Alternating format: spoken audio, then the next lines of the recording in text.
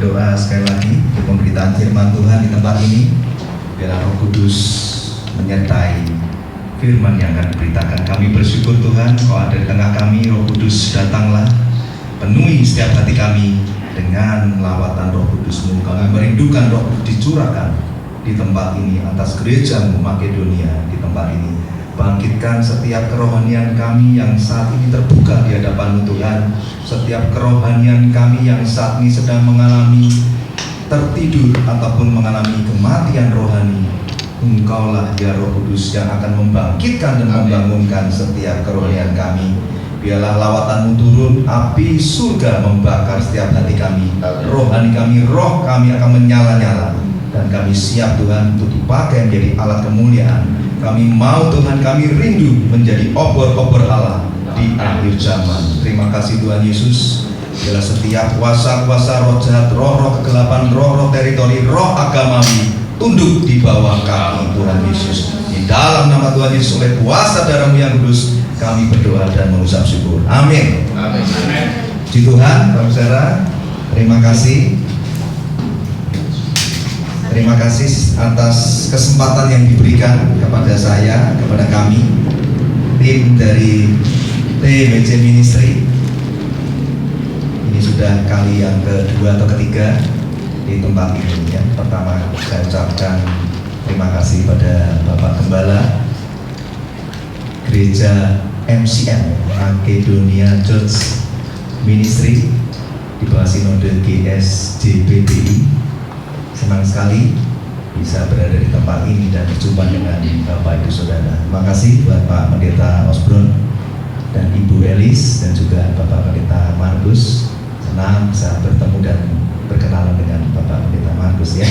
Saya senang melihat jemaat di tempat ini semakin bertambah secara jumlah, tapi lebih akan disenangkan ketika Roh Kudus menjumpai. Amin. Tidak hanya pertambahan jumlah, tapi juga menemukan pertumbuhan rohani di hadapan Roh Kudus. Amin, Bapak Saudara. Amin. Berapa banyak Bapak Saudara di tempat ini yang merindukan lawatan Roh Kudus ada di tengah-tengah kita, turun atas gerejanya? Wah, puji Tuhan ya, sudah lebih dari 2-3 orang ya. Sebab Matius 18 ayat 20 mengatakan jika ada 2-3 orang saja berkumpul menghausi Roh Kudus, maka hadirat Tuhan ada di tempat ini. Tadi Bapak Pendeta Markus juga sudah menekankan kalau Tuhan Yesus ditinggikan, maka Roh Kudus akan segera datang untuk memuliakan dan bersama-sama dengan kita meninggikan Tuhan Yesus. Saya biasanya kalau berkhotbah itu suka diiringi dengan keyboard ya, tadi sudah dibisikin Pak Osbro. Jadi saya agak ragu nih apakah perlu diiringi atau tidak. Mungkin kalau ada yang bisa memainkan melodi saya lebih senang, tapi kalau tidak pun ya tidak ada masalah. Mungkin tadi yang main keyboard sudah latihan beberapa lagu, kalau memang bisa memainkan melodinya silahkan dimainkan, tapi kalau enggak juga nggak apa-apa ya. Nanti di akhir ibadah kita akan bagikan sedikit oleh-oleh berupa souvenir, yaitu penyekat Alkitab dari TWC ya. TWC ini singkatan dari The Wonderful Counselor Ministry, yang artinya penasihat ajaib, yaitu Tuhan Yesus sendiri ya. Kita terus berusaha dimanapun kita melayani Tuhan, yang ditinggikan ya hanya Tuhan Yesus ya. Yesaya pasal 9, Tuhan Yesus itu disebut penasihat ajaib, Allah yang perkasa ya, Raja damai, Bapa yang kekal. Nah, ada 7 misi dan misi TWC, tapi salah satunya adalah yang mau saya tekankan, yaitu kita tuh rindu untuk mengobarkan api kebangunan rohani di akhir zaman. Kenapa hal mengobarkan api kebangunan rohani ini sangat penting Bapak Saudara? Karena kalau tidak ada api kebangunan rohani atas setiap kehidupan jemaatnya, pelayannya, pemimpinnya, pekerjanya, di gerejanya, maka tidak akan ada yang namanya kehidupan roh yang menyala-nyala bagi Tuhan. Saya ulangi, tanpa ada api kebangunan rohani, maka tidak akan ada kehidupan roh atas gerejanya yang menyala-nyala bagi Tuhan. Yang kedua, kalau tidak ada api kebangunan rohani, maka tidak akan ada api cinta mula-mula kepada Tuhan Yesus. cinta mula-mula kita kepada Tuhan lambat laun akan memudar. Yang ketiga, tidak akan ada kebangkitan penginjilan atas jiwa-jiwa yang terhilang, dan Injil tidak akan diberitakan sampai ke bangsa-bangsa, hanya berhenti sampai diri kita sendiri. Dan yang keempat, kerinduan kita untuk pergi bersaksi dan beritakan Injil atas jiwa-jiwa yang terhilang itu juga sudah padam. Dan lebih parah lagi, kita tidak akan pernah merindukan terjadinya lawatan api Roh Kudus atas kota kita, atas gereja kita, atas bangsa dan negara kita. Kita sudah nggak akan punya kerinduan, nggak akan pernah memikirkan itu terjadi. Kenapa? Karena kita sendiri perlu di-revive oleh api Roh Kudus. Kita sendiri juga perlu dibangun dan dibangkitkan dulu kebangunan rohani di dalam diri dulu, baru bisa skalanya menjalar keluar, baik ke keluarga, baik ke komunitas, gereja, kota, bangsa, dan negara. Semua dimulai dari diri kita sendiri. Sebelum saya sharing, saya mau tanya jemaat di tempat ini, berapa banyak yang setiap hari masih punya kedisiplinan doa dan saat teduh minimal 1 jam sehari? Coba jujur di hadapan Tuhan. Nggak ada hukuman kok, lagian Bapak Gembala dan Bapak Pendeta kan lihatnya ke depan ya. Jadi kalau yang ngangkat tangan di belakang juga nggak dilihat, yang nggak angkat tangan juga nggak terlihat. Berapa banyak yang masih punya kerinduan saat teduh 1 jam sehari bersama Tuhan? Ini bukan mengalir dari roh agamawi ya, tapi saya teringat ketika Tuhan Yesus di Taman Getsemani, dia berkata, tidakkah kamu sanggup berjaga-jaga dengan aku 1 jam saja? 1 jam ngapain Bapak Saudara? Ya saat teduh, berdoa, baca firman, pujian penyembahan, itu minimal Bapak Saudara. Siapa yang masih punya kedisiplinan seperti itu? Wah, puji Tuhan dari jemaat sedikit sekali ya. Nggak apa-apa ya. Memang oleh sebab itu inilah waktunya ya, kerohanian kita harus segera dibangunkan dan dibangkitkan oleh kuasa Roh Kudus. Saya mau sharing seperti ini Bapak Saudara, sebelum firman Tuhan ya. 21 hari saya bersama keluarga mengunjungi negara yang namanya UK, United Kingdom. Memang ada tujuan keluarga yang kami lakukan, tetapi ada salah satu negara bagian yang disebut negara Wales yang menjadi bagian dari United Kingdom. Itu betul-betul menemplak saya, mengimpartasi hati dan roh saya untuk kembali lagi mengingat akan visi yang Tuhan taruh dalam kehidupan kami atas tim TWC ini, yaitu apa?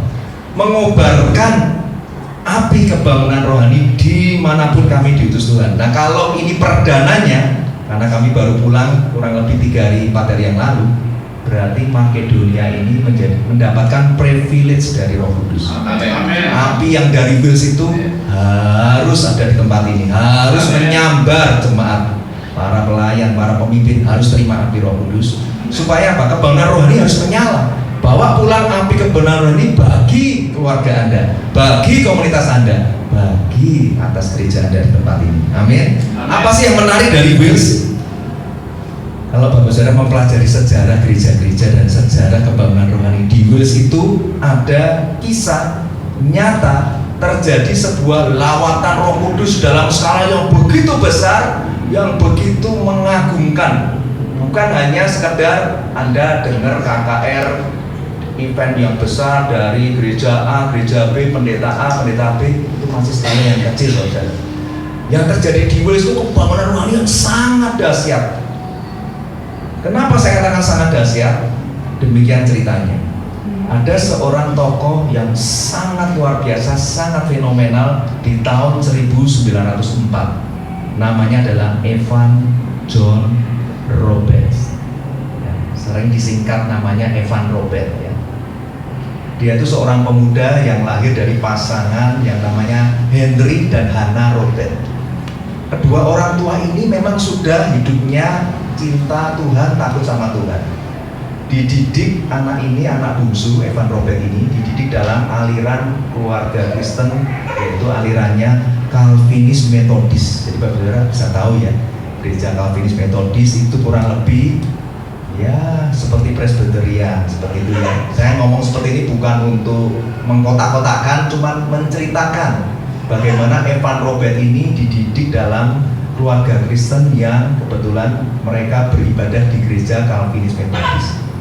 Jadi Evan ini sejak kecil memang sudah dididik untuk bisa berdoa, ada kerinduan baca firman.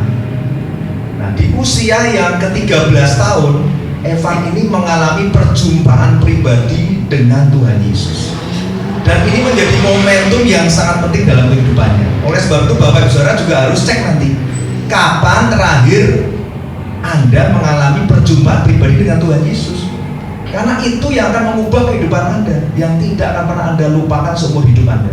Harusnya ingat. Kalau Anda nggak ingat, ini juga jadi agak sedikit meragukan sebetulnya sudah mengalami lahir baru belum. Karena Evan Robert ini mengalami perjumpaan pribadi dengan Tuhan Yesus di usia 13 tahun. Dan apa yang terjadi? Dia semakin berkobar-kobar dan dia bertekad untuk menyerahkan hidup bagi Tuhan. Evan Robert ketika mengalami perjumpaan pribadi, dia katakan, Tuhan, aku ingin hidup bagimu, hidup sepenuh hati melayanimu. Di usia 13 tahun. Dan dia itu dibawa Roh Kudus untuk punya kerinduan mendoakan tidak hanya kotanya, tidak hanya gerejanya, tapi bangsa negaranya yang yaitu namanya Wales. Kenapa kok Evan Robert ini punya dorongan Roh Kudus yang begitu kuat? Karena kondisi negara Wales mengalami kemerosotan moral. Di tahun 1904 itu Wales itu benar-benar merosot moral dan kerohaniannya parah banget. Ya, mohon maaf, banyak pelacuran, perjudian, mabuk, kriminalitas tingkatnya tinggi sekali di kota itu. Jadi Roh Kudus bisa memilih seorang Evan Robert ini untuk berdoa supaya api kebanggaan rohani turun atas Wales ini. Dan yang luar biasa, Roh Kudus mendorong dia punya kedisiplinan doa di atas rata-rata, Bapak Saudara. Kalau kita tadi ditanya 1 jam sehari siapa ini yang masih tetap tekun dan setia? Kalau Anda pengen tahu, Evan Robert ini punya kedisiplinan doa yang luar biasa karena dia dedikasikan hidupnya di jam 1 pagi sampai jam 5 pagi dia isi untuk baca firman, menghafalkan ayat-ayat yang menjadi rema dalam hidupnya. Apa itu rema? Setiap Anda baca firman yang tertulis atau logos ini, tiba-tiba Roh Kudus berbicara dan hatimu melonjak. Hatimu seperti berkobar-kobar, itu namanya rema. Jadi dia hafalkan logos dan rema. Terus dia lihat masih ada waktu, dia nggak pakai untuk tidur, dia lanjutkan dengan doa, dan doanya itu sama, dia cuma minta, Tuhan, lawat kotaku, lawat bangsa negaraku, karena jawaban pemulihan atas negaraku adalah lawatan Roh Kudusmu. Dia percaya sungguh-sungguh. Dan Bapak Saudara tahu berapa lama dia lakukan itu sehingga terjadi lawatan Roh Kudus yang dahsyat itu 11 tahun. Tekun setiap hari 11 tahun mendoakan lawatan Roh Kudus harus terjadi atas kota, atas negaraku. Karena dia prihatin dengan kondisi Wales yang begitu parah. Nah, singkat cerita, dia menerima penglihatan, Bapak Saudara. Di usia ke-25 tahun, dia melihat, itu bulan Oktober tahun 1904, dia melihat sebuah visi dari Tuhan. Melihat bulan yang begitu sempurna, bulan yang utuh begitu. Kemudian ada tangan Tuhan menjulur keluar dari bulan dan tangannya menjulur atas kota Wales. Detik itu dia melonjak dan dia berkata, ini waktu kebanggaan rohani dari Tuhan pasti terjadi. Dan betul, tidak lama kemudian dia seorang pemuda yang ya nggak ada sekolah yang tinggi, karena di usia 11 tahun dia harus tinggalkan bangku sekolahnya. Oleh karena ayahnya pekerja tambang, tiba-tiba mengalami kecelakaan, Bapak Saudara. Tambangnya meledak, ayahnya terluka sehingga ayahnya harus istirahat. Ekonomi keluarga menjadi morat-marit sehingga Evan ini sebagai anak bungsu tidak bisa mengenyam pendidikan yang lebih lanjut. Dia harus berhenti sekolah dan melanjutkan sebagai tulang punggung keluarga, melanjutkan bekerja di tambang tersebut. Tetapi dia tetap menjadi pekerja keras, dia tetap berdoa di jam-jam yang dia sudah komit kepada Tuhan. Bahkan ketika jam istirahat dalam bekerja, dia gunakan untuk baca firman dan berdoa. Luar biasa sekali.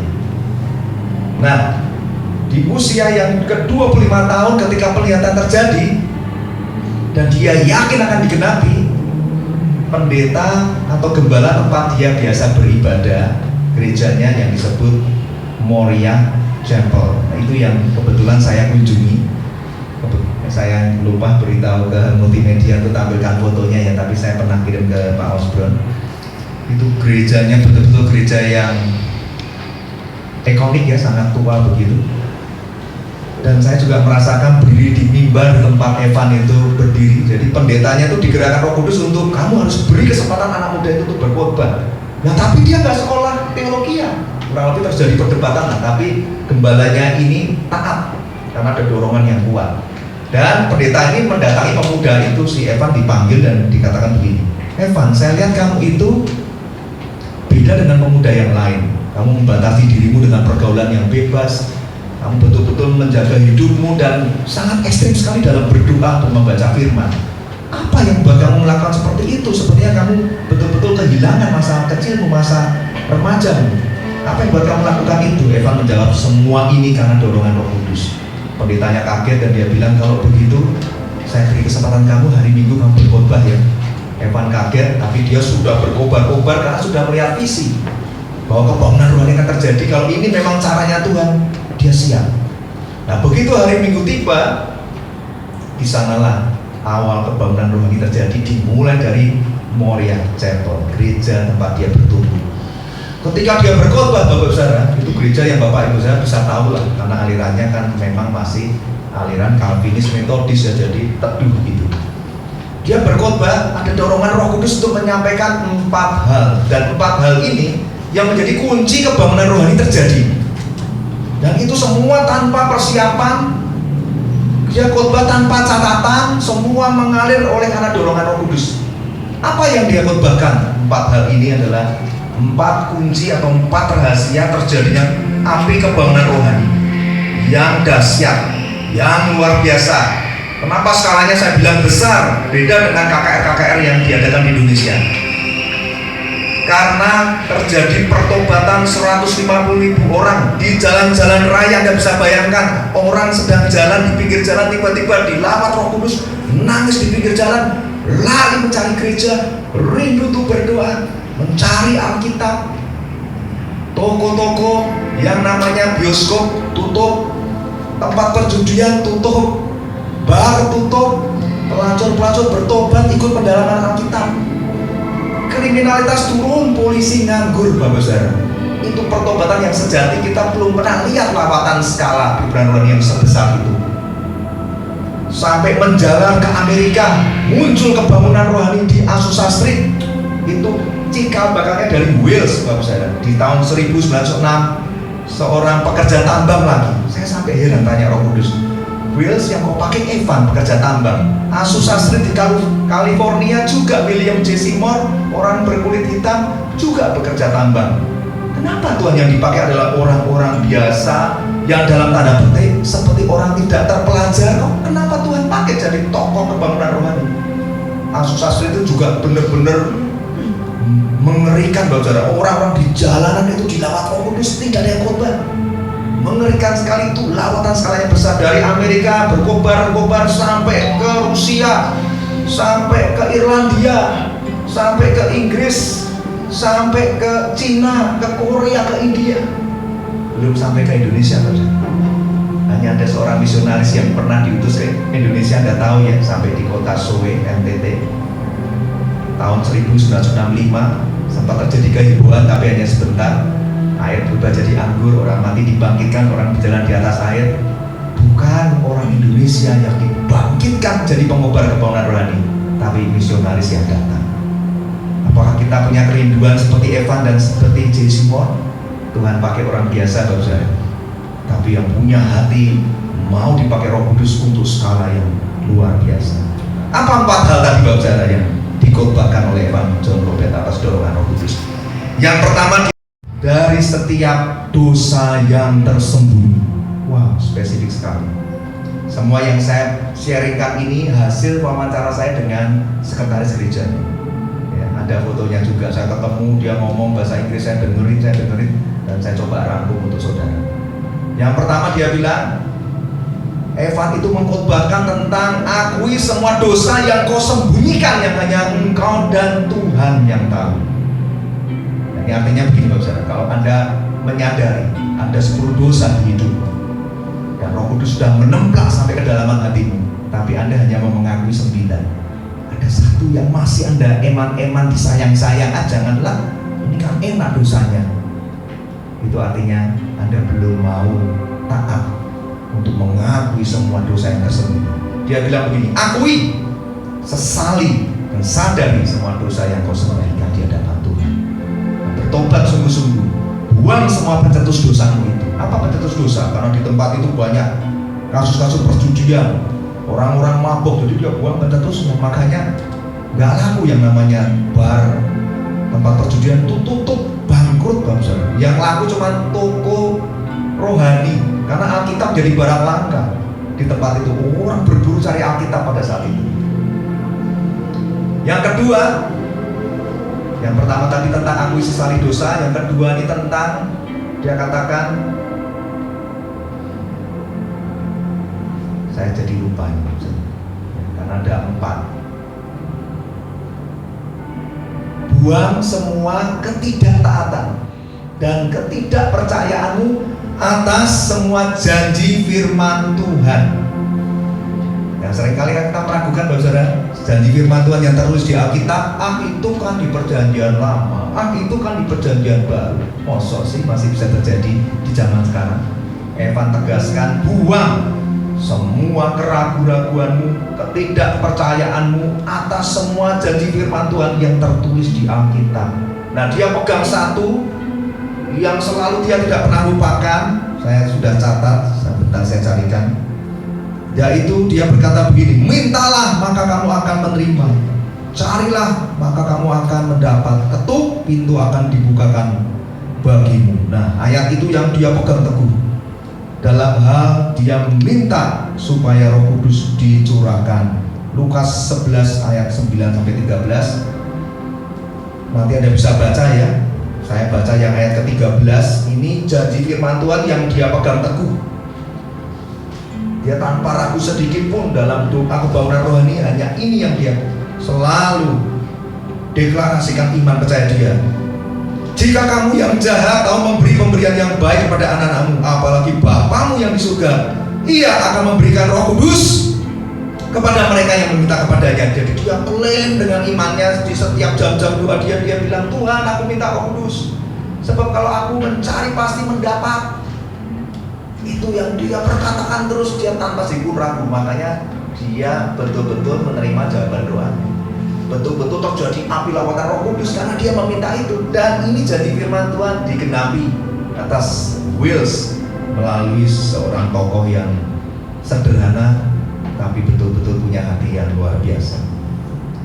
Yang ketiga, dia katakan, cintai pribadi Allah Roh Kudus dengan kesungguhan hatimu, lebih dari Anda mencintai karunia, kuasa, urapan, dan manifestasinya. Pribadi Roh Kudus itu seorang pribadi Allah yang agung, yang mulia, yang harus kau cintai dan tinggikan di hidupmu lebih daripada apapun. Itu yang dia selalu kombahkan di mana-mana. Dan yang keempat, dia katakan seperti ini, deklarasikan iman percayamu di hadapan siapapun, kalau perlu di depan banyak orang, bahwa Yesus adalah Tuhan dan Juru Selamat dunia. Wow, luar biasa. Seringkali kalau kita berani mengaku iman percaya kita kan kalau di kantong-kantong Kristen, benar nggak? Di tempat-tempat yang kita agak berpikir ulang, kita nggak berani. Dia katakan, jangan malu mengakui iman percaya.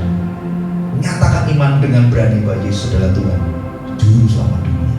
Udah 4 hal itu aja, Bapak. Nah, ketika dia oleh dorongan Roh Kudus menyampaikan 4 hal tadi, tiba-tiba dia lihat itu jemaatnya semua tertidur, Bapak. Bukan tertidur karena ngantuk, semua rebah oleh lawatan Roh Kudus. Ada yang teriak histeris karena terjadi kelepasan.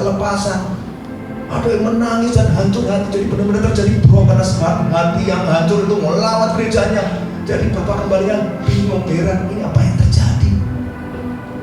Singkatnya, kejadian itu menjadi hal yang heboh.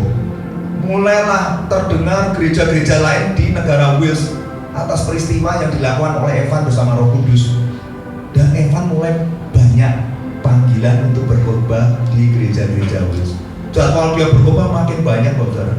Karena seorang pengen tahu apa yang terjadi di Moriah Chapel. Kami juga pengen mengalami.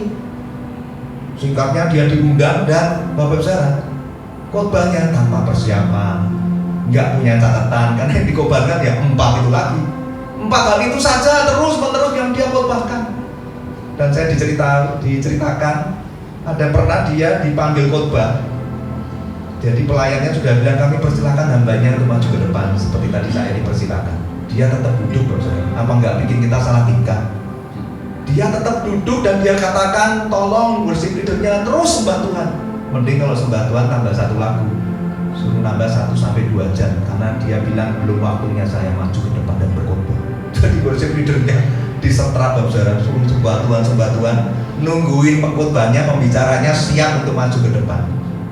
Begitu tiba-tiba dia rasakan Roh Kudus bilang ini waktunya, dia katakan sekarang waktu saya.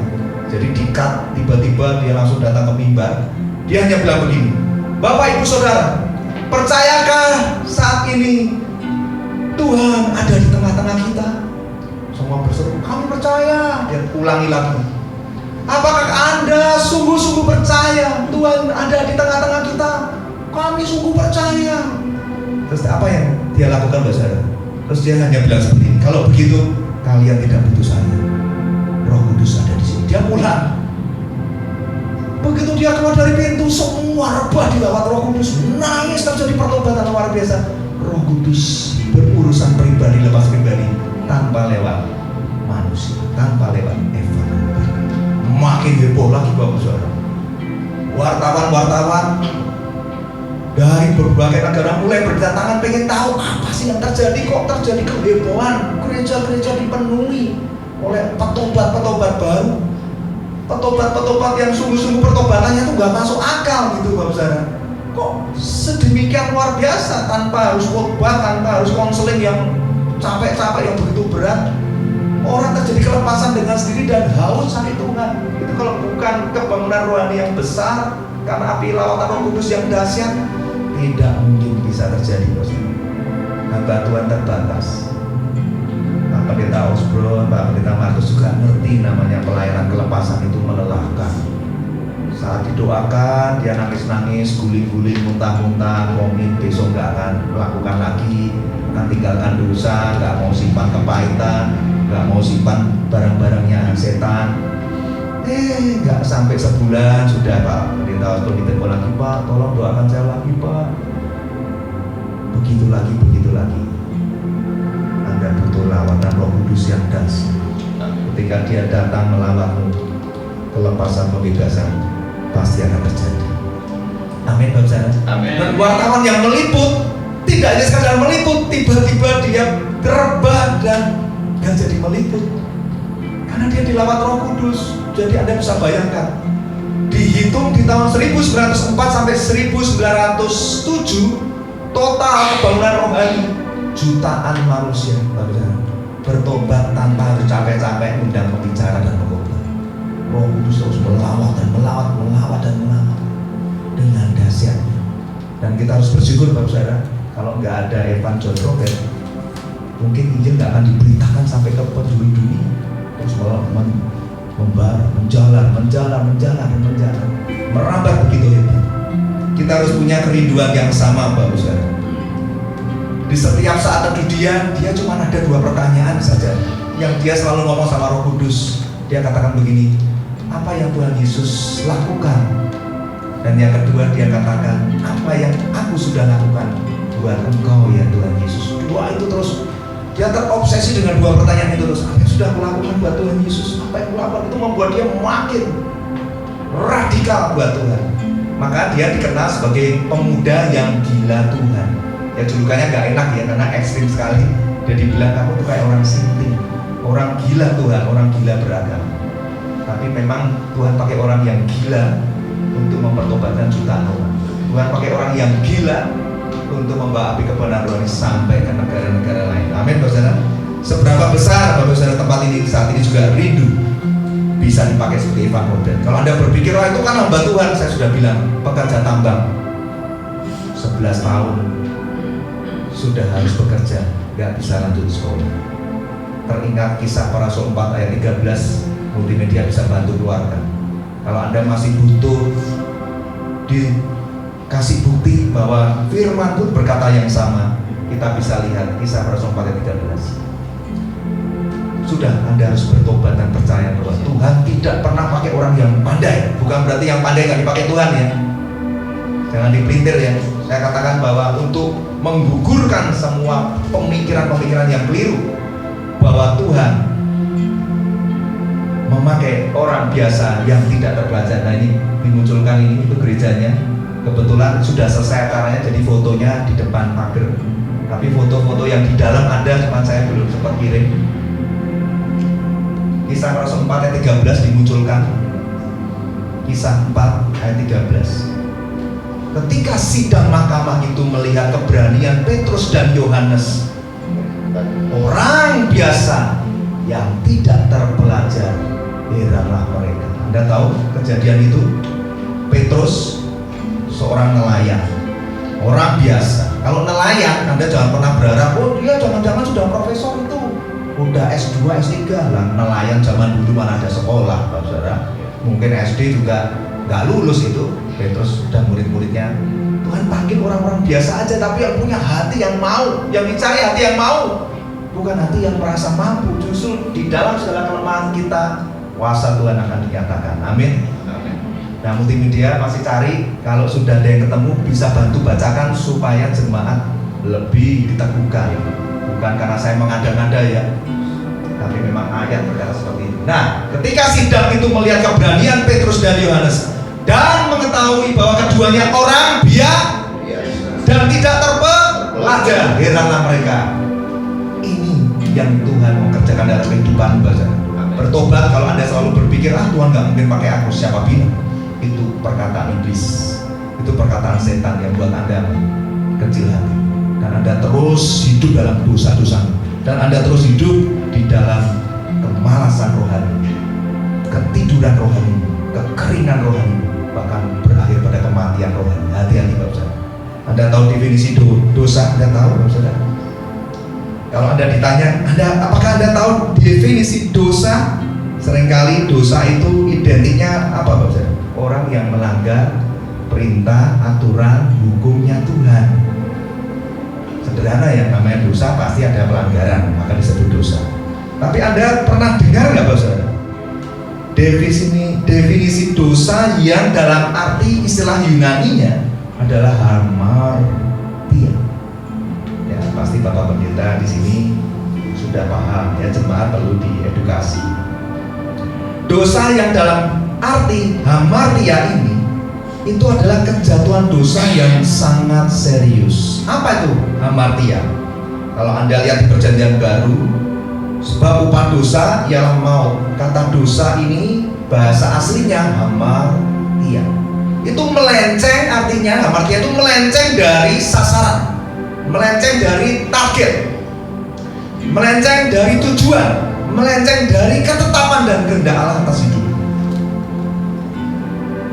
Allah sudah mengutus anaknya untuk mati di kayu salib. Karya penebusannya itu untuk mengembalikan maksud dan tujuan dan rencana dan sasaran dan kehendak dan ketetapan Allah atas hidup. Dari orang berdosa ditebusnya untuk menjadi orang yang taat dan melakukan segala perintah dan ketetapan. Jadi jangan Anda tuh hanya puas apa? Terima kasih Tuhan atas karya salibmu, aku telah ditebus, aku telah terima anugerah keselamatanmu, aku kalau mati masuk surga, yes, aku diberkati, oh haleluya, aku terima mujizatmu. Tuhan hanya geleng-geleng. Itu namanya kekalahan rohani. Tuhan pertanyakan, sudahkah engkau masuk dalam ketetapanku dan melakukan perintahku? Kau menerima karya penebusanku. Tapi ketika Tuhan Yesus naik ke surga, Dia berikan satu perintah yang agung dan mulia. Anda pernah renungkan? Tuhan Yesus iseng ya, udah mau naik ke surga aja ngasih PR. Kepadamu kuberikan kunci kerajaan surga. Sebab itu pergilah dan jadikan semua bangsa murid. Itu kan perintah amanat agung. Kalau seorang mau meninggalkan orang yang dikasihnya dan memberikan sebuah warisan atau wasiat yang berupa perintah amanat agung, berarti hal itu sangat-sangat penting. Dan perintah itu diberikan bukan untuk pendeta dan hamba Tuhan, diberikan kepada semua orang percaya. Coba Anda cek Bapak Saudara, Anda sudah orang percaya lahir baru belum? Kalau sudah, Anda sudah pernah dengar belum tentang perintah amanat agung yang harus Anda kerjakan? Saya sempat bergumul di dalam hati saya, Tuhan, kalau ada orang percaya yang masih belum melakukan perintah amanat agung, pergi menjadi saksi, memberitakan Injil, bukan dengan kuat gagahnya. Ya, saya tahu memang banyak orang itu terlalu rumit dan kejelimet, merasa amanat agung itu khusus pendeta. Enggak, aku nggak ngerti caranya. Lah, bukan soal ngerti nggak ngerti, mampu nggak mampu, mau dulu nggak, rindu nggak, nanti Anda akan dibekali, baik lewat hamba Tuhan, gembalamu, lewat Roh Kudus. Tuhan akan bukakan bagaimana Anda bisa melakukan amanat agungnya. Saya bergumul dan bergumul, saya coba cek beberapa hamba-hamba Tuhan yang memang sudah mengenyam pendidikan akademisi sampai S3. Saya kontak beberapa pendeta dan saya sudah sharing ke tim TBC. Saya nggak endorse bapak pendetanya ya. Nanti yang pengen tahu saya beritahu lepas khotbah ya. Saya tanya begini, Pak Pendeta, Bapak tahu arti hamartia? Ya, seperti yang tadi saya jelaskan. Kalau ada orang percaya yang belum atau yang sengaja mengabaikan, kalau belum tahu motivasi hatinya, Roh Kudus masih bisa mengampuni, memaafkan. Tapi kalau dia sudah tahu perintah itu untuk dikerjakan, tapi sengaja mengabaikan dengan berbagai alasan, apalagi kalau alasannya adalah kemalasan rohani, karena kekeringan rohani, atau karena kematian rohani sehingga dia tidak bisa melakukan amanat agung, apakah itu dosa, Pak Pendeta? Dia dengan tegas kirim voice note dan berkata kepada saya, Pak, saya kan tahu hamartia artinya apa. Itu sebuah perintah. Kalau tidak dilakukan ya dosa lah. Jadi amanat agung dilakukan tidak dilakukan tidak ada urusannya dengan upah. Banyak orang itu suka memelintir dan mengatakan, oh siapa bilang dosa nggak melakukan amanat agung itu cuma nggak dapat upah aja, tapi kan tetap dapat bagian dalam kerajaan surga. Tapi itu tetap dosa, Bapak saya. Dosa adalah dosa. Hamartia, Anda melenceng dari sasaran dan ketetapan Allah atas hidup untuk melakukan amanat agung. Cara melakukan amanat agung yang paling sederhana adalah pergi bersaksi. Itu sudah bagian dari amanat agung. Mosok nggak mau, mosok nggak bisa, berarti Anda nggak pernah mengalami perjumpaan pribadi dengan Tuhan Yesus. Ceritakan hidupmu bagaimana berjumpa dengan Tuhan, dari kehidupan yang kelam, pendosa. Kenapa harus malu? Ceritakan dosamu dulu, lakukan apa, bertemu dengan Tuhan Yesus terjadi pemulihannya seperti apa yang Anda rasakan, bagikan ke banyak orang. Itu yang paling sederhana. Bersaksi menjadi gaya hidup kekristenanmu sehari-hari. Baru pelan-pelan belajarlah dari Bapak Gembala, dari pendeta, minta dibekali, Pak, tolong saya diajari penginjilan yang efektif, yang gampang itu seperti apa, ayat-ayat yang harus saya hafalkan ketika ketemu orang seperti apa, kiat-kiatnya supaya jangan jatuh dalam perdebatan dan penghakiman, karena banyak orang menghakimi maksa. Orang jadi kepahitan, nggak terima Tuhan karena kita salah menginjil. Pakai nakut-nakutin, kalau hari ini juga kamu nggak percaya Tuhan, kamu masuk neraka kamu. Nah, orangnya kepahitan. Ada hikmat yang kita juga harus mengerti. Yang penting Anda harus sadari bahwa dosa yang artinya hamartia, artinya Anda melenceng dari kehendak dan ketetapan Tuhan. Amanat agung harus dikerjakan. Jemaat di tempat ini harus segera bangkit dan dibangunkan kematian rohaninya, kekeringan rohaninya, kondisi rohani yang sedang tertidur alias suam-suam kuku ini. Kalau dibiarkan terus-menerus, Anda sudah tahu endingnya kemana. Dosa adalah dosa, dan Tuhan katakan upah dosa ialah maut. Mungkin Anda berpikir, nggak mungkin saya akan dilempar dalam kerajaan maut. Dan saya bukakan ayat-ayatnya. Kalau Anda terus dengan sengaja hidup di dalam dosa, jadi saat ini Anda harus mengerti, Bapak Saudara, bahwa orang yang terus sengaja hidup di dalam dosa akan membawa segala kutuk dosa dan kutuk iblis di dalam kehidupannya. Ulangan pasal 11 ayat 26. Lihat, aku memperhadapkan kepadamu pada hari ini berkat dan kutuk. Anda pilih yang mana, Bapak Saudara?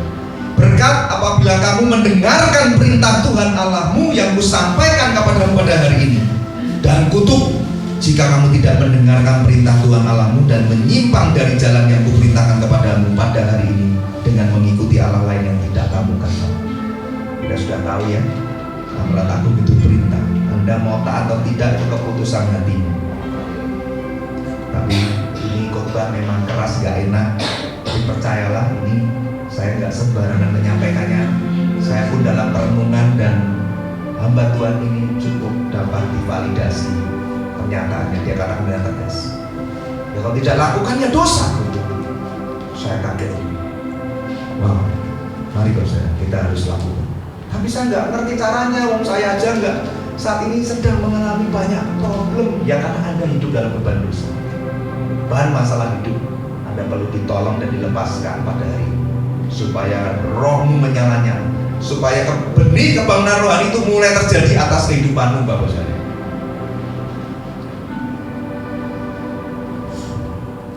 Perjumpaan secara pribadi dengan Tuhan Yesus harusnya membawa Anda pada kelahiran baru.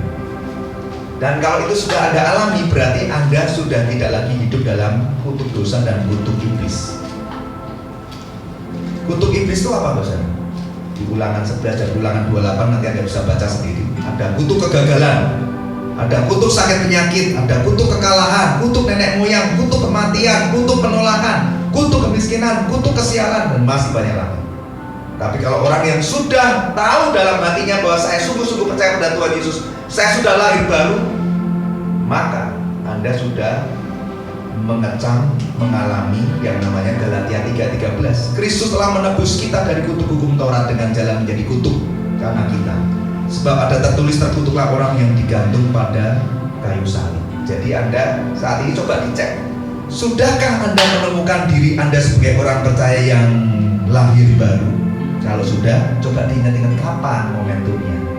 Harusnya ingat. Nah, kalau tahunnya lupa-lupa dikit oke lah, tapi peristiwanya harusnya tahu. Oh, pada saat waktu itu saya ingat waktu Pak Pendeta Osborn khotbah 2 tahun yang lalu tuh ada altar call di situ, saya hancur hati. Dan saya betul-betul tinggalkan dosa saya. Sampai sekarang saya sudah nggak doyan lagi itu dosa. Yang sempat saya jatuh, tapi habis itu saya bangkit lagi. Nanti ada lainnya. Oh, ingat saya dulu waktu Pak Pendeta Markus sebelum di Makedonia pernah ada retret. Pada saat sesi dia tentang hati Bapa pemulihan, saya maju ke depan dan saya dilawat Roh Kudus. Saya bisa mengampuni papa saya yang telah melukai hati saya. Saya dipulihkan. Itu lahir baru. Perjumpaan pribadi membawa kelahiran baru. Tapi kalau Anda coba ingat-ingat, nggak ingat ya belum lahir baru. Tapi saya sudah ke gereja, Pak. Bapak boleh cek sama Pak Pendeta Osborn, saya tuh paling senior, Pak. Ya, tapi Anda belum lahir baru. Dan ingat, Anda datang ke gereja bukan berarti Anda otomatis masuk ke surga. Anda dekat dengan kebenaran, tidak otomatis Anda dilihat oleh Roh Kudus sebagai orang yang berkomitmen sungguh-sungguh hidup seturut dengan sang kebenaran. Harap dibedakan. Dekat dengan kebenaran sama hidup berkomitmen sungguh-sungguh menuruti segala perintah sang kebenaran itu berbeda jauh. Contoh, kan kalau nggak dikasih contoh suka nggak mantep ya. Contoh Yudas Iskariot. Apakah Tuhan salah pilih? Tuhan memilih 12 murid. Tuhan pilih langsung. Apakah Tuhan salah pilih? Bapak Saudara, tidak. Anda tahu, 1 dari 12 akhirnya binasa. Apesnya Yudas, saya kalau merenungkan Yudas tuh suka nangis sendiri. Aduh Tuhan, sedih banget ya. Kalau sudah Engkau pilih, kenapa dia akhirnya binasa? Matinya pun mengenaskan. Roh maut mengejar Yudas, dia gantung diri. Karena Yudas Iskariot itu dekat dengan kebenaran. 3,5 tahun bertemu fisik, melihat muka Tuhan Yesus langsung, melihat pelayanan yang Tuhan Yesus lakukan, lihat Tuhan Yesus melakukan mujizat, Tuhan Yesus mendoakan orang sakit sembuh, orang buta melihat, kusta disembuhkan, tuli mendengar, mati dibangkitkan. Itu udah kenyang Yudas Iskariot itu. Bahkan Yudas itu bukan cuma sekedar level pengikut. Kita mungkin cuma level jemaat pengikut. Yudas itu bukan cuma sekedar pengikut, dia sudah murid. Bahkan di Kisah Para Rasul 1 ayat 17 dikatakan dia termasuk bilangan dari para rasul. Wah, Anda tahu, rasul tingkatannya lebih tinggi lagi. rasul. Yudas sekarang itu rasul, Bapak. Kok bisa jatuh dan kehilangan keselamatannya, padahal dia dekat dengan sang kebenaran 3,5 tahun bersama dengan sang kebenaran, tapi dia tidak punya komitmen yang sungguh-sungguh hidup seturut dengan ketetapan dan perintah sang kebenaran. Akhirnya apa, Bapak? Anda bisa pelajari di Yohanes pasal 14 atau Yohanes pasal 21, saya begitu agak lupa itu. Ketika malam perjamuan kudus, ketika Tuhan Yesus tahu bahwa anak manusia akan segera diserahkan ke tangan orang berdosa, dia kumpulkan murid-murid kesayangannya. Ada 12 murid pada saat itu. Dan Tuhan berkata seperti ini, satu di antara kamu akan menyerahkan aku. Wow, coba Anda kalau baca firman itu minta Roh Kudus terangi, minta Anda bayangkan juga situasinya. Itu sakral sekali. Tuhan Yesus ngomong anak manusia akan segera diserahkan, dan inilah waktunya aku akan berpisah denganmu. Tapi sayangnya di antara kamu ini satu akan berkhianat dan menyerahkan aku. Harusnya kalau Anda jadi Yudas Iskariot, logikanya Anda pasti yang curhat. Wow, guru, Tuhanku tahu rencana jahatku. Akulah Tuhan, ampuni aku. Harusnya kan gak curhat, tapi Yudas apa? Tetap mengeraskan hatinya. Hati-hati, itulah sistem dosa, dosa yang kau nikmati dari dosa kecil dibiarkan dipupuk, dosa kecil dibiarkan. Evan sudah katakan, buang dosa tersembunyi tetap dicuekin. Gak apa-apa lah, pokoknya yang gede-gede sudah aku akui. Tapi yang satu enak ini, pornografi ini paling enak ini.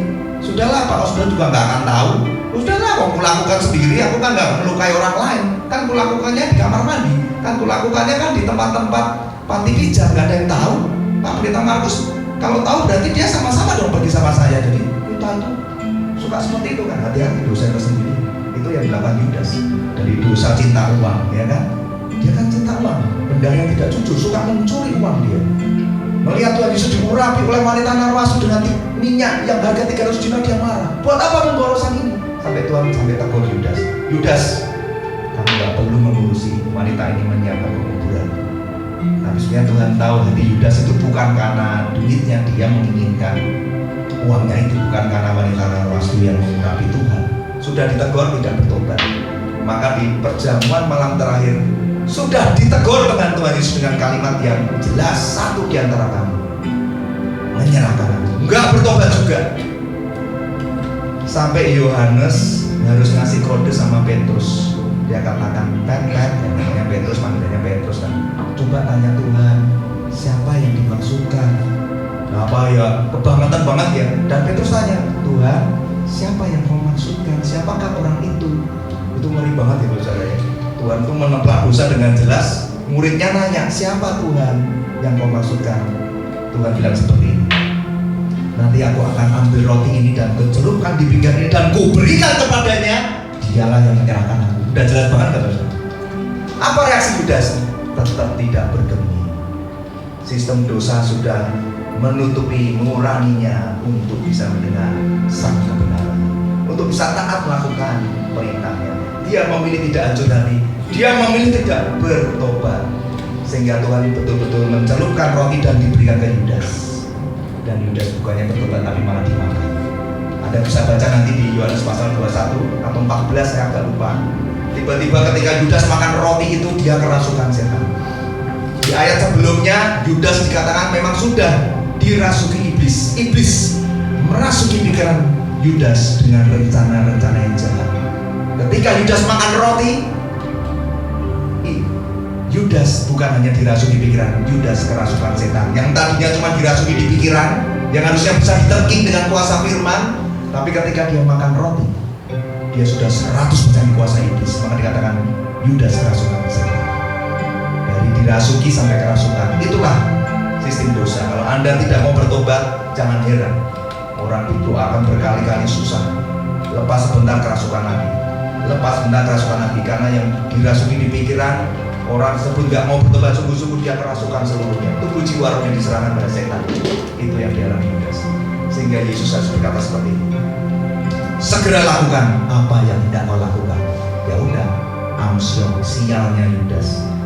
Karena memang firman nubuatan harus digenapi. anak manusia harus dihianati oleh satu dari muridnya. Iblis tahu firman, celakanya anak-anak Tuhan tidak tahu firman. Ketika Tuhan Yesus berkuasa, iblis mencobai Tuhan Yesus dengan firman, ada tertulis, ada tertulis. Yesus melawan dengan firman.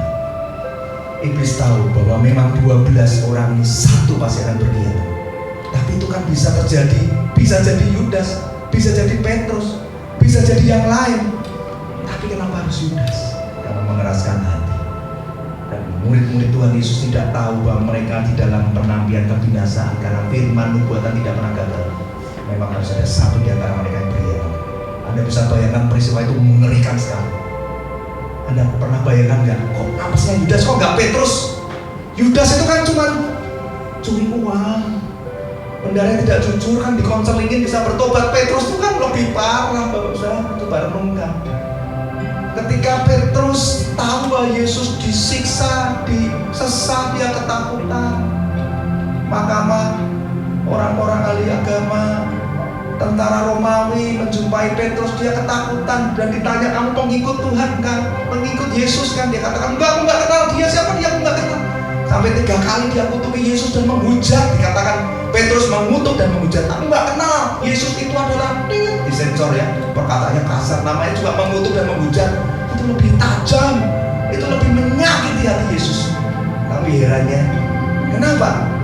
Anak manusia, Yesus di tepi Danau Tiberias masih mau menampakkan dirinya hanya untuk memulihkan seorang pendosa yang begitu berat dosanya karena menghujat Yesus, yaitu Petrus. Coba renungkan, di tepi Danau Tiberias itu Yesus menampakkan diri dan berkata, adakah lauk pauk anakku? Dia kasih makan dulu, karena murid-muridnya pada saat itu imannya hancur. Dia pulihkan dulu jasmaninya. Ketika Petrus tahu itu Tuhan, dia segera nyemplung ke danau itu dan menjumpai Yesus. Dan baru Yesus ngajak Petrus dipisahkan dari murid-muridnya, diajak berjalan. Anda coba baca nanti ya di Yohanes itu kisah bagaimana Tuhan menampakkan diri ke murid-muridnya yang terakhir sebelum naik ke surga. Dan di sana Yesus memulihkan Petrus dengan pertanyaan 3 kali. Simon anak Yohanes, apakah kau mengasihi aku lebih dari mereka ini? Petrus pasti saat itu kalau udah bayangkan hancur hati, pasti dia nangis. Tuhan, aku tahu maksudmu, Tuhan mau bikin aku gelisah, dan Tuhan aku tahu telah mengkhianatimu, aku telah menghujatmu. Tuhan aku tahu. Itu hancur hati pasti Petrus tanya seperti itu. Dia pasti dibawa pada lamunan bagaimana dia telah menghujat dan mengutuk Yesus. Tapi Simon menguatkan diri dan berkata, Tuhan kau tahu aku mengasihi. Yesus cuma senyum aja. Oke, gembalakan domba-domba. Kirain Petrus nggak bakal ditanya lagi gitu ya. Ternyata ditanya lagi yang kedua kali. Simon anak Yohanes, apakah engkau sungguh mengasihi aku? Sambil Tuhan mengajak Petrus merenungkan peristiwa-peristiwa yang lain mungkin ya, karena memang tidak tertulis. Tapi saya suka bayangkan, Tuhan kenapa kau tanya 3 kali? Orang ini sudah hancur hati Tuhan. Dia sudah tahu tentang engkau, dia pasti sangat merasa bersalah. Karena dia sebetulnya mengasihimu, tapi karena takut kehilangan nyawa, dia terpaksa harus menghujat dan mengutukimu. Kenapa harus kau tanya 3 kali? Bukankah sekali aja cukup? Berjumpa dengan engkau Allah yang agung, dia pasti sudah hancur hati Tuhan. Nah, Tuhan Roh Kudus beri pengertian pada saya. 3 kali dia mengutuk. Aku mau memastikan bahwa 3 kali pertanyaanku ini memulihkan luka-luka hati. Jadi Petrus tanya lagi yang kedua, dan dia berjawab yang sama. Ditanya lagi yang ketiga, Simon anak Yohanes, sungguhkah engkau mengasihi aku lebih dari semuanya? Petrus sudah habis, semua energinya untuk menjawab Tuhan sudah habis, dan dia sudah seperti kehilangan semangat. Dia hanya katakan, Tuhan engkau mengetahui segalanya dan engkau tahu aku mengasihi. Baru Tuhan berkata, kini aku yakin Petrus, dengan perkataan, pulihkan hatimu, aku mengasihi. Pergi gembalakan domba-domba. Wah, itu pemulihan yang luar biasa. Dan apa yang terjadi barusan? Petrus matinya disalib terbalik. Itu yang dia kerjakan Roh Kudus di dalam kehidupan kita. Saya rasakan Roh Kudus ada di tengah-tengah kita saat ini. Oleh sebab itu relakan hatimu, ketika kau mendengar firman ini, jangan sedikit pun iblis kau biarkan terus berkata-kata di hatimu, itu firman sudah kuno lah atau apapun. Kalau saat ini Anda mulai diketuk hatimu oleh Roh Kudus untuk bertobat, ini waktunya. Saya tinggal waktu sebentar, saya percepat saja. Saya sampai nggak punya waktu untuk menyampaikan intinya, bahwa tema firman ini baru disampaikan waktu tinggal 10 menit ya. Tema firman kita adalah bangunlah dan kobarkan api kebangunan rohani. Itu tema firman kita ya. Jadi saat ini Bapak Saudara Anda sudah tahu ya, kalau Tuhan katakan bangunlah dan kobarkan api kebangunan rohani dalam hidupmu, berarti itu sangat penting. Kalau dikatakan bangunlah, berarti hanya akan ada ditemukan kondisi kerohanian gereja di tempat ini, termasuk jemaatnya, pekerjanya. Itu hanya ada 2 kondisi hati, kondisi rohani. Yang pertama yang tertidur alias suam-suam kuku. Yang kedua kondisi rohani yang telah mati atau mengalami kematian rohani. Saya percepat saja. Untuk kondisi rohani yang pertama, itu dasar firman-Nya ada di Wahyu pasal 3 ayat 15 sampai 16. Segeralah bangun dari kondisi rohani yang tertidur atau suam-suam kuku, karena Roh Kudus telah mengatakan segera bangun dan kobarkan api kebenaran rohani di hidup. Aku tahu segala pekerjaanmu, engkau tidak dingin dan tidak panas. Alangkah baiknya jika engkau dingin atau panas. Jadi karena engkau suam-suam kuku dan tidak dingin atau panas, aku akan memuntahkan engkau dari mulutku. Orang yang suam-suam kuku atau bahasa Yunani-nya disebut kliaros ini adalah orang yang setengah hati cinta Tuhan. Ikut Tuhan cuma separuh hati. Separuh hati kemana? Ke dunia dan dosa. Dosa yang tersembunyi yang kau simpan bertahun-tahun, yang tidak pernah kau bereskan di depan Tuhan. Hati-hati. Upahnya adalah dimuntahkan dari mulut Tuhan. Kenapa kok dimuntahkan? Karena Tuhan muak dan enak dengan orang-orang seperti ini. Lebih baik Anda jangan suam-suam. Pilihan Anda cuma mendingan panas atau dingin. Apa artinya panas rohani? Orang yang hidupnya tuh bergairah, rohnya menyala-nyala bagi Tuhan. Roma 12 ayat 11. Atau mending Anda jadi orang yang dingin rohani. Iblis pun tidak akan menjamahmu, tidak akan mengurusi hidupmu. Apa artinya dingin rohani? Orang yang belum kenal Tuhan Yesus. Itu tinggal diinjili dan dimenangkan saja bagi Tuhan. Yang celakanya, parahnya jemaat di Laodikia ini adalah jemaat yang suam-suam kuku. Parah sekali kerohaniannya. Cinta Tuhan cuma separuh, melayani Tuhan gak segenap hati. Api Roh Kudus telah padam dalam hidupnya. Bahkan mendengar firman seruan pertobatan diabaikan berkali-kali, tidak mau bertobat. Sanksinya begitu berat. Ada rasa muak dan penolakan dari Tuhan Yesus, dimuntahkan dari mulut Tuhan. Tuhan Yesus yang penuh kasih itu pada akhirnya tidak akan punya toleransi lagi kepada sikap kerohanian yang mati suri, yang nyala api rohnya mati, dan yang tidak berguna. Kenapa saya katakan tidak berguna? Matius 5:13. Garam yang menjadi tawar akhirnya tidak ada lagi gunanya selain dibuang dan diinjak orang. Itulah kondisi kerohanian kita yang suam-suam kuku. Tuhan katakan kamu itu tidak berguna karena nggak panas jadi. Jadi bagaimana? Ya harus bangkit, harus bangun, segera lari ke pelukan hadirat Tuhan Yesus yang sebentar lagi ada di tempat kita. Dari tadi dia sudah di sini, Bapak Saudara. Saya sampaikan khotbah, saya sampaikan kesaksian saya tuh dipenuhi dengan belas kasihan. Dia pun saat ini sedang menangisi dosa-dosamu itu, Bapak Saudara. Bertobat, dia mengasihimu, dia membenci dosamu, tapi dia penuh belas kasihan menangisi jiwamu, supaya jangan ada satupun orang di tempat ini yang binasa, yang tetap tinggal di dalam dosa-dosa. Terus Anda mungkin berkomentar begini, Pak, emang kalau orang udah ikut Tuhan, lahir baru, percaya jadi orang Kristen sungguh-sungguh, nggak bisa jatuh dalam dosa? Bisa, bisa. Tapi Tuhan katakan orang yang sudah percaya lahir baru, orang jatuh dalam dosa, dia akan segera bangkit dan kembali kepada Tuhan. Beda. Anda harus mengerti, jatuh dalam dosa sama tinggal dalam dosa itu beda. Jangan dibodohi setan dan jangan bohongin Roh Kudus. Tinggal dalam dosa itu Anda terus menikmati dan hidup dalam dosa-dosamu itu bertahun-tahun. Dosa perzinahanmu, dosa kenajisanmu, dosa percabulanmu, dosa perselingkuhanmu, dosa marah dan kebencianmu dan kepahitanmu tidak pernah kau bereskan. Kok bisa betah kalau Anda sudah lahir baru? Sudah ada benih ilahi di dalam hidupmu, Anda tidak bisa berbuat dosa lagi. Tapi kalau Anda jatuh, Roh Kudus akan mengejarmu untuk bangkit. Orang benar bisa jatuh 7 kali, tetapi Roh Kudus memberi kekuatan kembali untuk bangkit. Itu bedanya, bisa jatuh, bisa. Paulus pun berkata, Tuhan, aku ini orang yang paling berdosa. Dia pun mengakui, sekelas rasul bisa jatuh dalam dosa. Itu tokoh di perjanjian baru. Perjanjian lama, Daud, kurang apa Daud itu? Urapannya 3 rangkap. Diurapi sebagai raja, sebagai imam, sebagai nabi. Satu-satunya raja yang boleh mempersembahkan di mezbah Allah. Dahsyat sekali Daud itu, bisa jatuh ketika dia tidak menjaga hati dari segala kewaspadaan. Dia melihat Batseba mandi di Sodom bait Allah, dia tergoda, dia jatuh, dia bunuh suaminya dengan berbagai konspirasi, dia bunuh Uria, dia jatuh dengan Batseba. Tuhan memulihkan, dia pulihkan. Bisa jatuh tapi dia segera bangkit. Barang siapa aku kasih, aku tegur dan ku hajar, relakan hatimu dan bertobat.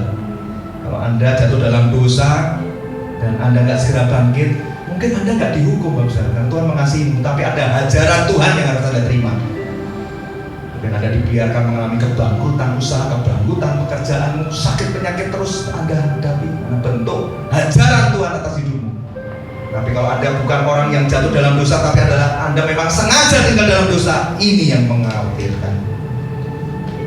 Coba Anda renungkan, Anda saat ini sedang di mana posisinya? Orang percaya lahir baru yang kadang-kadang jatuh dalam dosa, atau orang yang gak jelas, belum tahu aku ini lahir baru atau enggak ya? Pokoknya aku terikat ini udah bertahun-tahun. Jangan-jangan belum lahir baru. Orang yang sudah lahir baru ada benih ilahi dan dia tidak bisa berbuat dosa. Pasti dikejar Roh Kudus dan dia pasti akan bertobat. Amin. Yang terakhir adalah segera bangun dari kondisi rohani yang mengalami kematian rohani. Wahyu 3 ayat 1-6.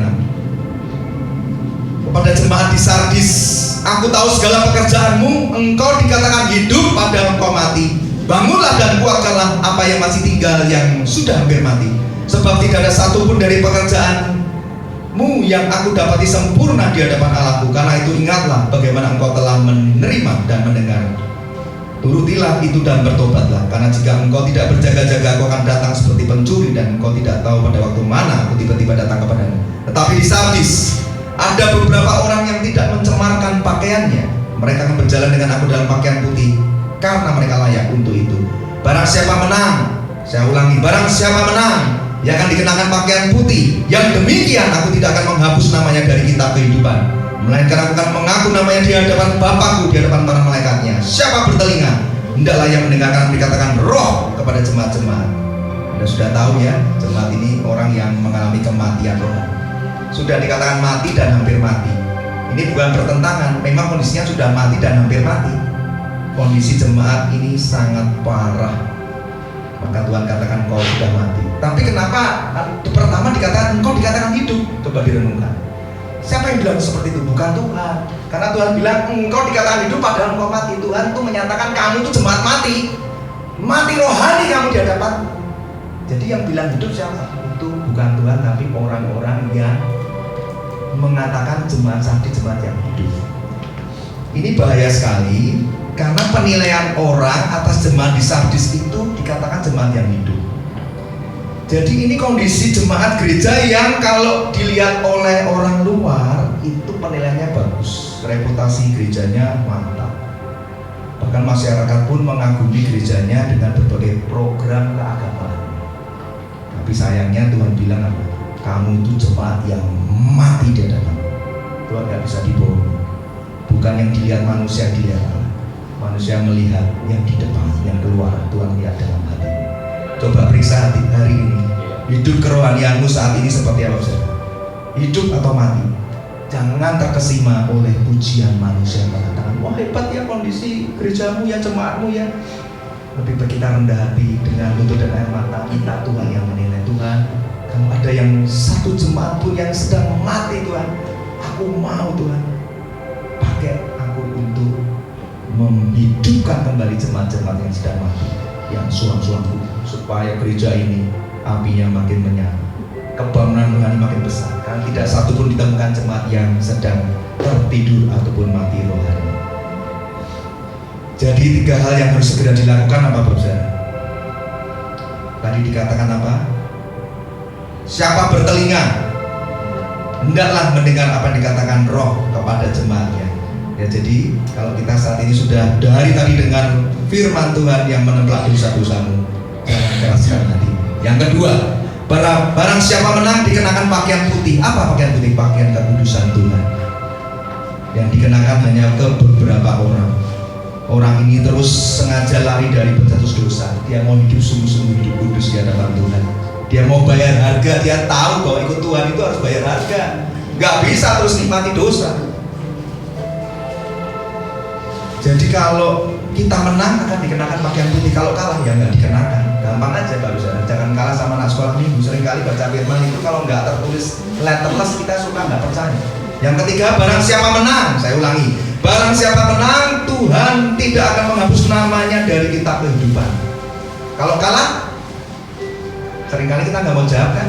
Jawab aja dengan tegas. Kalau kalah ya dihapus.